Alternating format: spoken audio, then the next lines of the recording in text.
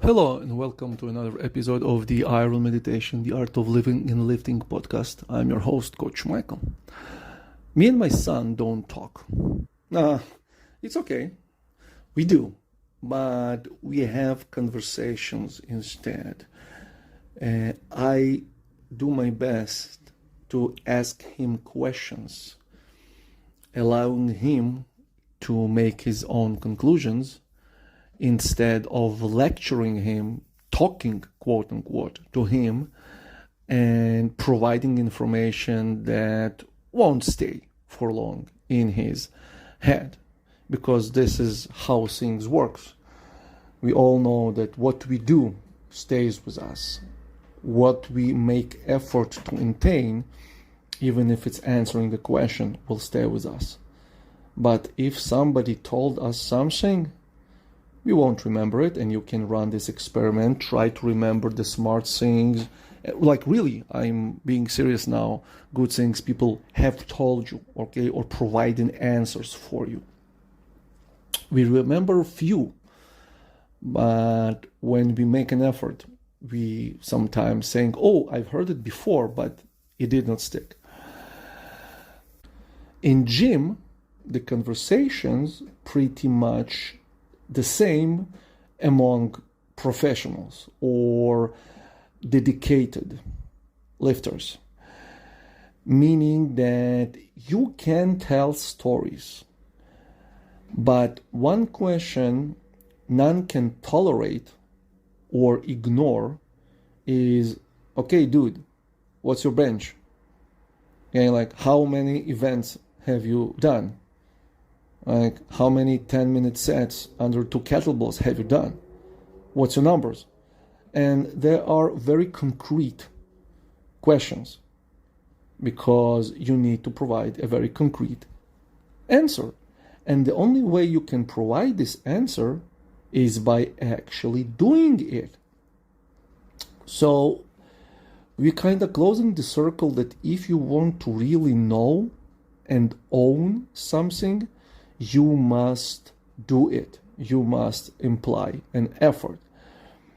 And it's regardless whether it's for a deadlift, for a 10 minutes single hand switch snatch, or answering a question to your father. And one of the examples for our conversation, me and my son, was, what are our job as parents? And he thought about it. At first he went like all kids do, "I don't know." I said, "Yes, you do, so just try it." And he said, "To prepare us for life." I said, "Perfect.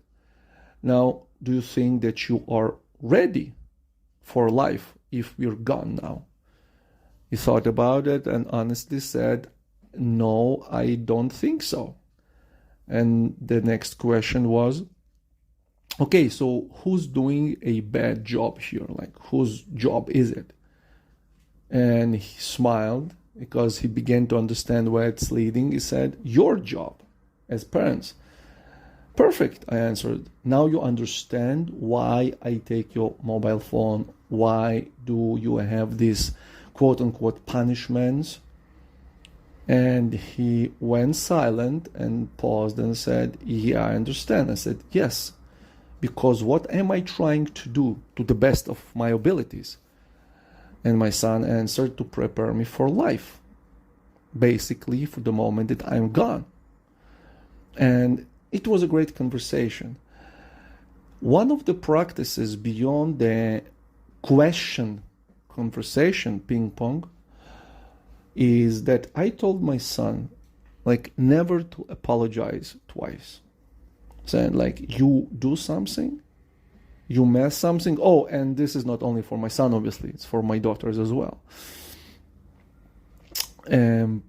So you do something, okay? We all make mistakes. It's fine. We're humans, all right? It's okay. Yes, there are some mistakes that we regret for the rest of our lives. There are some mistakes that no amount of "I'm sorry, please forgive me" won't cut it. It's part of being alive.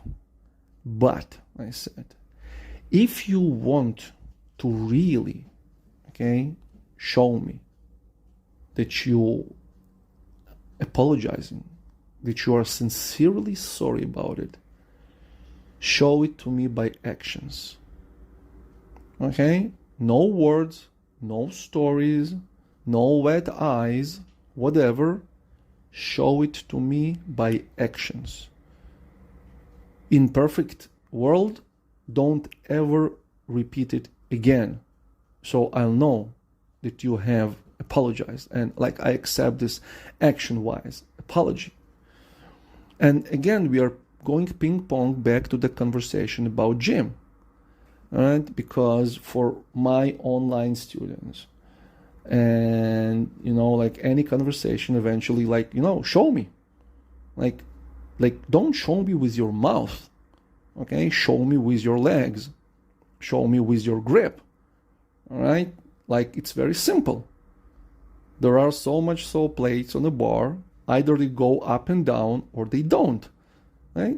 There is no words required here, okay? It's very, very simple. Either you can do it or not. So, but the same analogy that we often practice and preach to others, and when we go to the gym, we are very unapologetic. We are coming to do actions.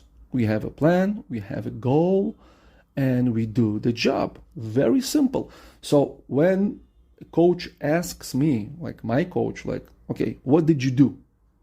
I can provide an Excel sheet and like it's all there. He's not interested in my stories. Okay. Now, obviously, there are some times in life when shit goes sideways. I'm not talking about like big dramas. I'm talking about more mundane stuff. Like with a good coach, you don't like have conversation. As me and my son, you do not talk. He sees your Excel sheet with the numbers. Okay? And it is enough conversation. It's a very beautiful conversations of actions. Okay? Just show me. And this is something I'm hammering into my children's mind, into their nervous system, into every cell of their existence, that eventually people will see your actions. Your life outcome won't be stories, won't be words. They will be actions. What did you do? Okay? Same as with an iron, with a barbell, with a kettlebell, regardless. So, if I may give a piece of parental advice, is that talk questions with your kids. Allow them to break, quote unquote, their heads, to sweat, but to find their own answers. Okay, we learn them to make an effort even by thinking, because quality thinking is an effort and it doesn't differ much from a heavy, solid deadlift.